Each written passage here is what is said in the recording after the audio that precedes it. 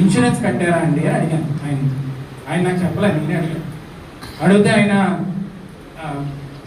అప్పుడు మీరు అన్నారు నాతోటి, కొంతమంది కట్టారండి కొంతమంది కట్టరండి ఇవన్నీ ఉంటాయని చెప్పారు. అంటే నేను హైయెస్ట్ పాలసీ ఎంత ఉంటుంది అని అడిగాను. అడిగితే 400 రూపీస్ అని చెప్పారు.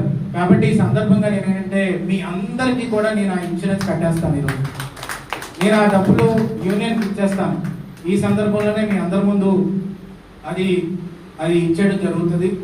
అయితే నేను నాకు 50,000 వరకు చెప్పారు. ఇంకెవరైనా మిగిలిపోయినా కూడా నాకు ఒకసారి అది చెప్పండి. అంటే నేను ఇది ఎందుకు నేను చెప్తాను, కూర్చోండి.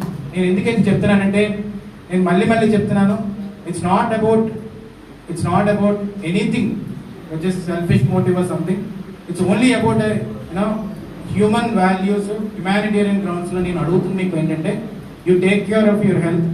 అది చాలా ఇంపార్టెంట్. ఇప్పుడు ఎందుకంటే మేము మా పొలిటీషియన్లో కూడా చూస్తున్నా 40 years వస్తే చాలు నాకు ఏదో భయం వస్తుంది.